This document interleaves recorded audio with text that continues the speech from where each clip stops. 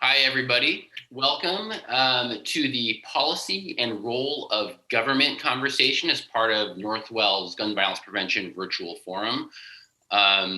First of all, of course, want to thank Northwell and its wonderful leader, Michael Dowling, for putting this on and bringing us all together to discuss this really important topic.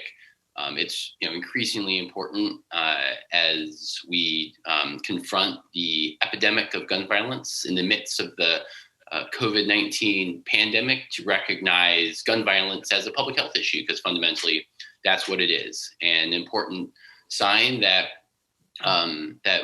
we're starting to do that increasingly as a society is to see healthcare leaders at Northwell and beyond begin to take on the issue of gun violence as their personal and organizational priority.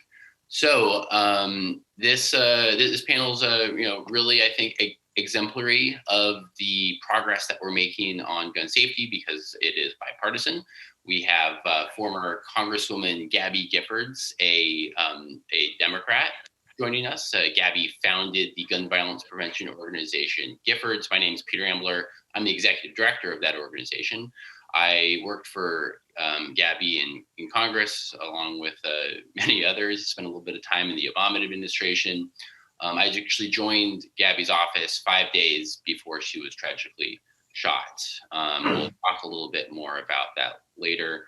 I also want to bring in Congressman Brian Fitzpatrick, a Republican from, I think, Bucks County, right, in Pennsylvania. Yes, sir. I'm always glad to do these things with you and count you as a collaborator on gun violence prevention because I'm from an old Langhorne, Pennsylvania family. So that's my town right now. That's where I live. Oh, that's great. Yeah. So always good to be in conversation with you, Congressman. And why don't I just start quickly by letting you introduce yourself, talk a little bit about your law enforcement background and how you bring that to the table when you're working for gun violence prevention in Congress. Yeah, well, thanks for inviting me today. It's always a pleasure to see Gabby Giffords, who's been such an inspiration and such a great advocate for gun safety. My name is Brian Fitzpatrick. I represent Pennsylvania's 1st Congressional District, which is the Philly suburbs, Bucks County, and a piece of Montgomery County. And I came into this job both as a former federal prosecutor, where I prosecuted federal gun crime violations, and also as an FBI special agent, where I carried a weapon every day for the purposes of protecting people and keeping them safe. So I came into this role with a pretty unique perspective and pretty significant perspective when it comes to the gun violence issue. And there's no question at all that this is absolutely 100% a mental health issue. It's a healthcare issue. It's something that the American Medical Association has been very engaged in. We have a physician advisory committee in my district. They actively engage on the gun issue, on background checks and the like, because they view it as a public health crisis as well. So I think that's the best way to view it because it's the most accurate way to view it. As a public health crisis, as a mental health crisis, and as a gun safety crisis, really, because a lot of this, much of this mission that we're on is to keep weapons out of the hands of people who should not have them. I'm proud to make this issue bipartisan. It shouldn't be hard to be a bipartisan issue. But myself, unfortunately, Peter King, my colleague, we're losing at the end of this Congress. He's been a great partner of mine in our caucus as well on this. But the mission moves forward. There's a lot of people that are counting on us to get some things done that are going to save lives. And I know that the Giffords organization is very dedicated to doing that. Well, thank you. And of course, as I mentioned, we're also joined by former Congressman Gabby Giffords, a daughter of the desert who represented that southeastern Arizona congressional district in Congress. She was the youngest woman ever elected to the Arizona State House. She was in the state Senate and then, of course, elected to Congress. And then on January 8th, 2011, was hosting a Congress on Your Corner event outside of a Safeway supermarket in Tucson. and was shot through the head. 6 people died, 19 were shot. Among the dead was our colleague, Gabe Zimmerman, a 9-year-old girl, Christina Taylor Greene, a federal judge, John Roll, 3 others. It was a horrific day. But, not only did Gabby survive, she thrived. And this coming January, it will be 10 years since the shooting. And Gabby, you're so well known for your, courage and resilience, the determination that you have demonstrated to come back from this horrible industry and make such an important contribution to public service once again. And in the midst of this pandemic, this resilience, this theme of resilience, something that Americans are called to, and you've been such a powerful example for Americans how they can get through this. So I'm just wondering, how are you getting through the day, each and every day, as we sort of confront, of course, not only the gun violence epidemic, but in our daily lives, the response to the coronavirus pandemic? I'm so busy. A lot of Zoom calls. Work. Yoga twice a week.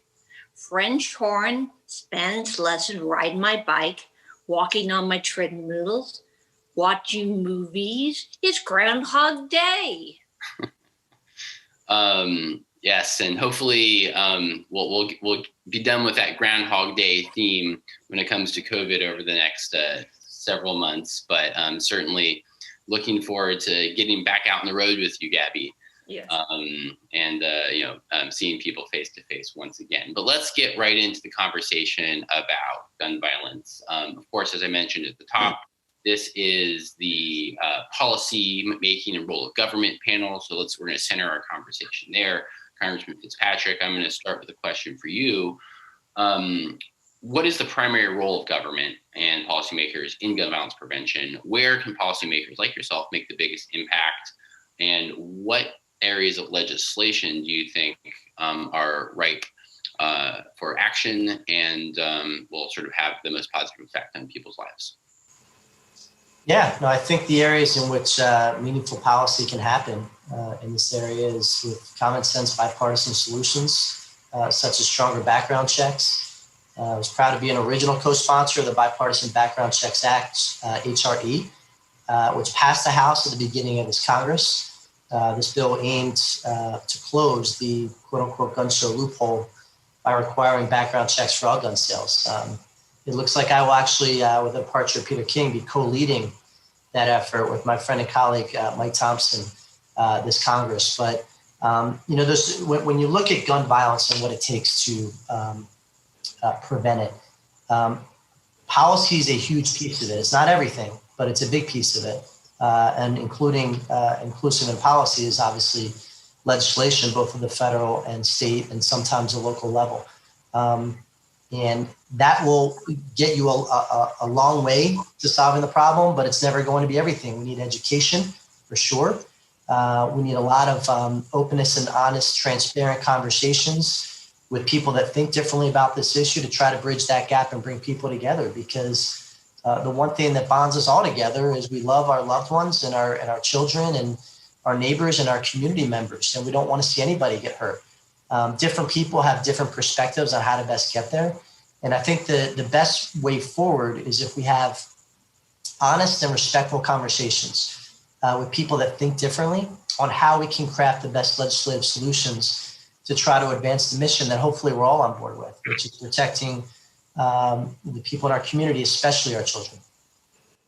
That's interesting. You mentioned your leadership around the Bipartisan Background Checks Act, which of course passed last year with a 50-vote bipartisan margin. Several Republicans joining Democrats, I think maybe 14 in support of that bill, not more. And you mentioned, not only yourself, but also Congressman Mike Thompson, who is the Democratic lead. And something that you share with him is not only, advocacy for, safer gun laws, but also the fact that you're both gun owners. And, as of course is Gabby at Giffords, Gabby has traveled the country launching gun owners for safety chapters in states like Minnesota and Colorado and Texas and beyond. Now we have, I think about 50,000 people across the country, gun owners for safety, that we've organized in support of safer gun laws.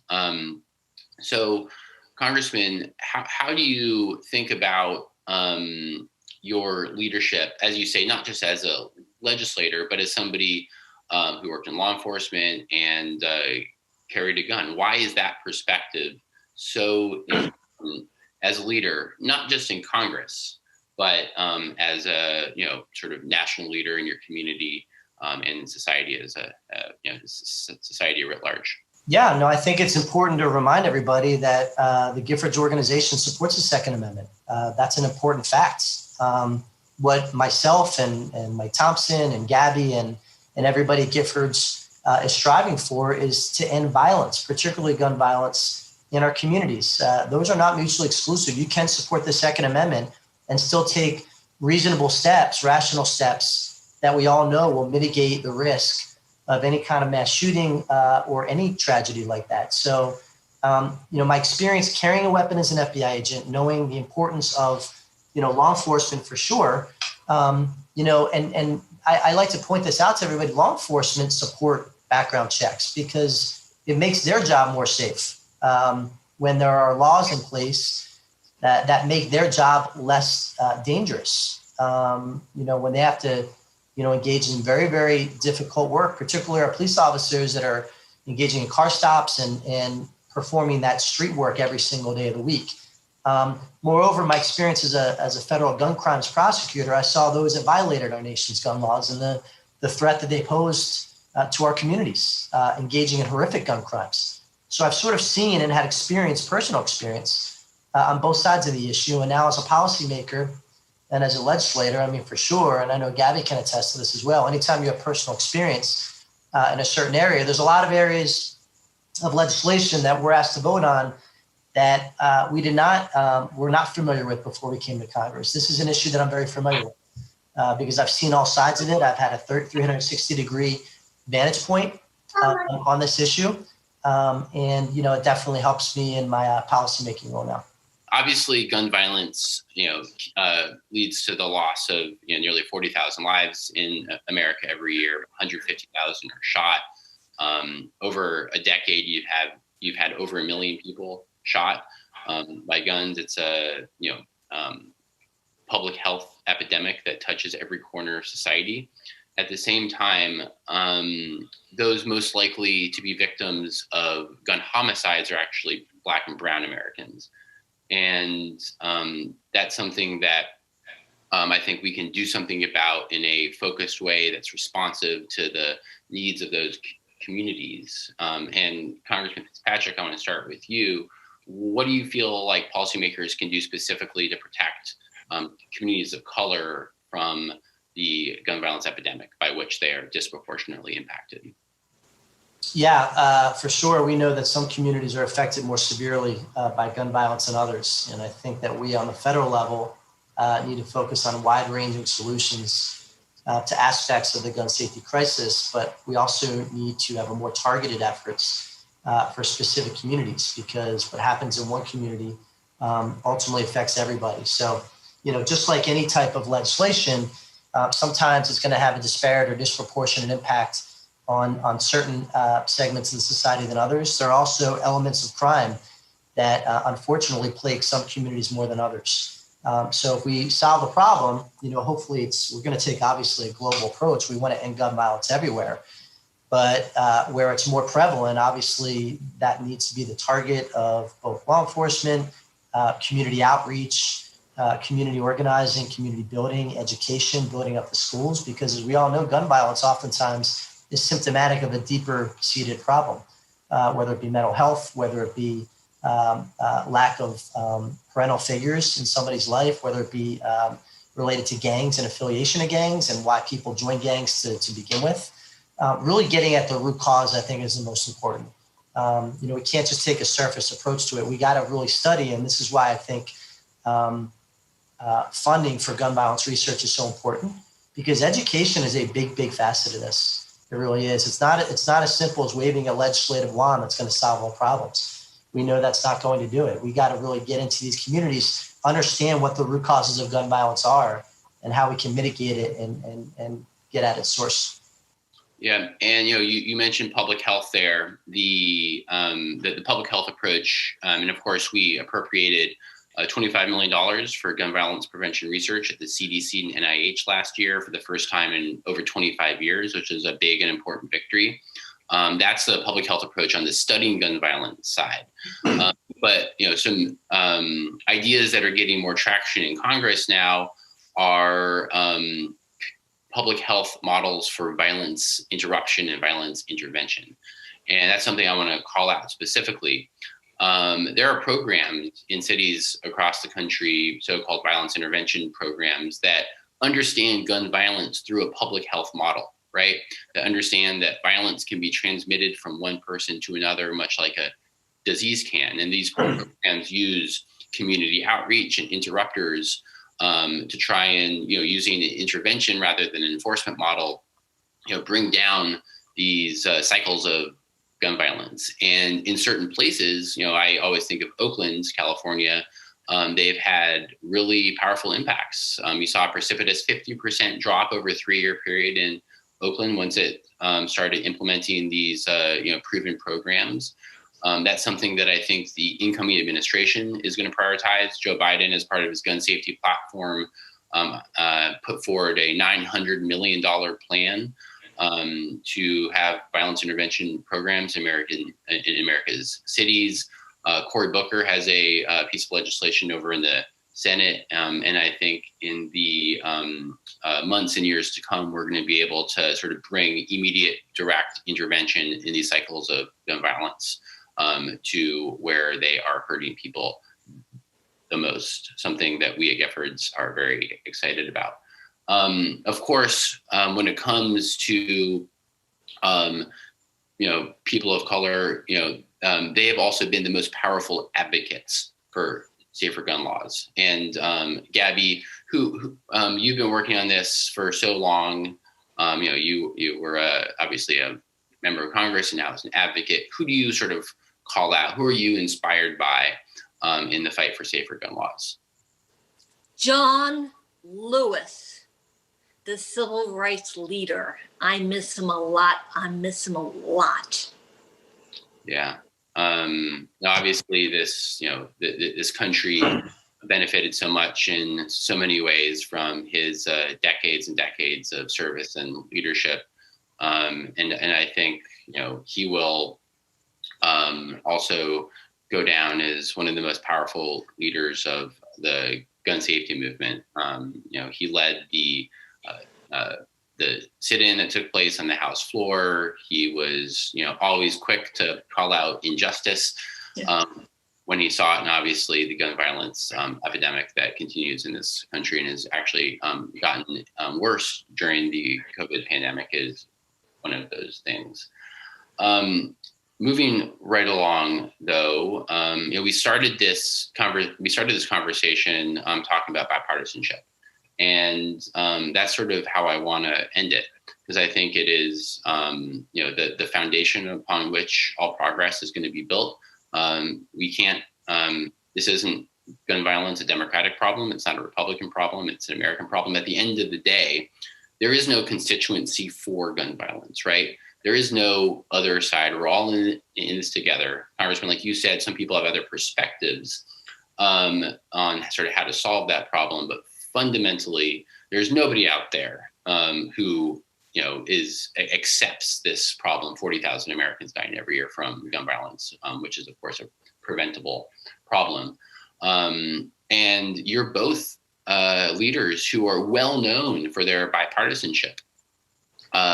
So Congressman Fitzpatrick, how do you think we can take the sort of bipartisan agreement that we see sort of among regular Americans, 90% of whom support universal background checks, gun owners, non-gun owners, Democrats, Republicans, and get something done in Congress? Yeah, I mean, if you look at every single major legislative accomplishment that's dealt with big issues, we've always done it together.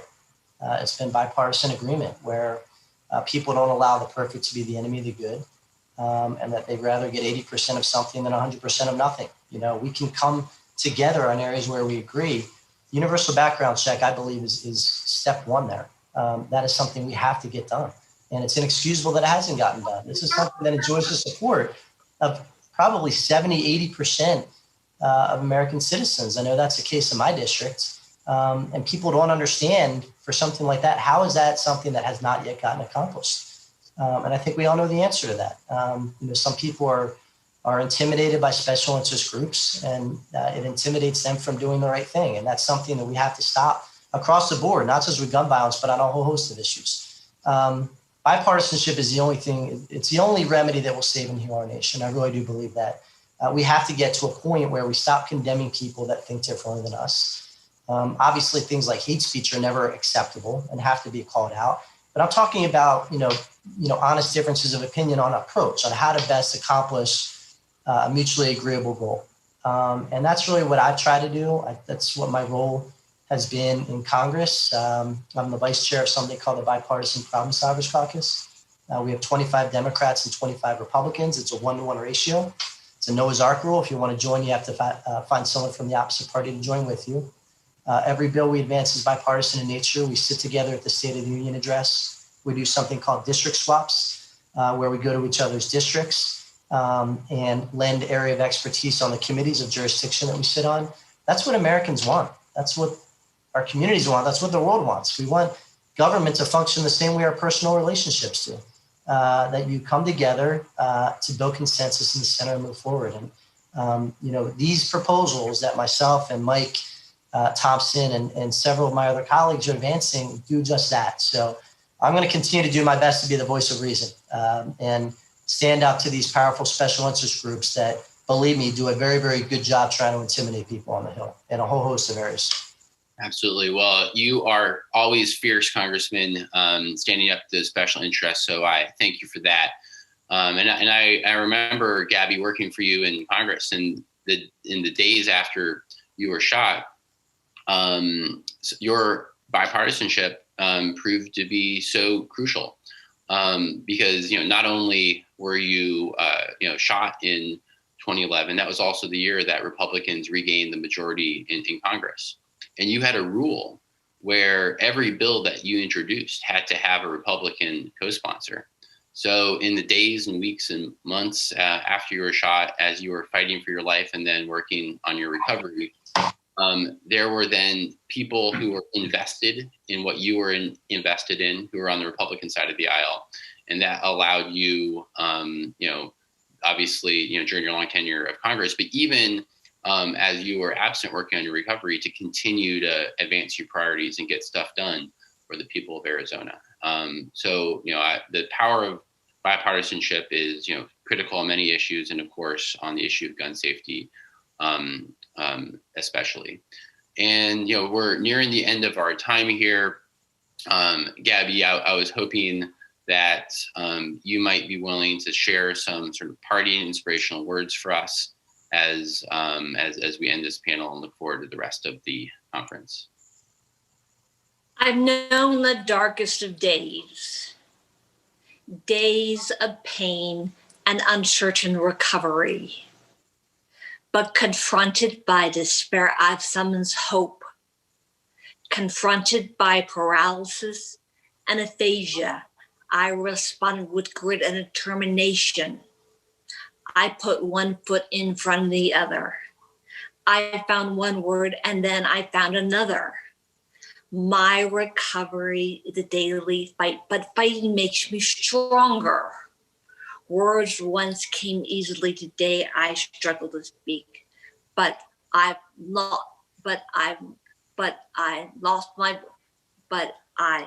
my. Not what's it for? America needs all of us to speak out, even when you have to fight to find the words. I'm also in a second fight, the fight to stop gun violence. It's also a fight forged by tragedy and pain, a fight that can change lives. We are at a crossroads. We can let the shooting continue, or we can act. We can protect our families, our future. we can vote. We can be on the right side of history. Please join us in this fight. Vote, vote, vote. Thank you very much. Thank you very much. Thank you so much, Gabby. As we conclude this panel, I'm struck by sort of two things.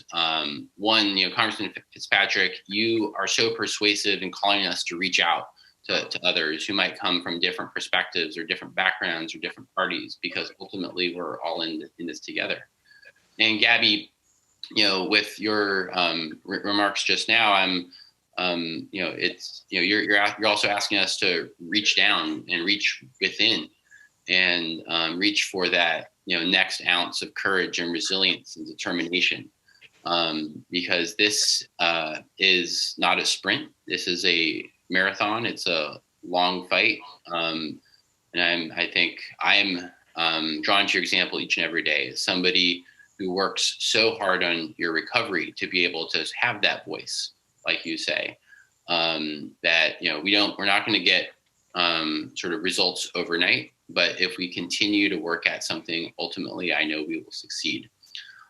So with that, Gabby, Congressman Giffords, Congressman Fitzpatrick, thank you for joining this panel. Again, thank Michael Dowling, Northwell, for bringing us all together to discuss in public health context this most important topic. And I'm really excited for the rest of the conference. Thank you all very much. Hi, Gabby. Thank you.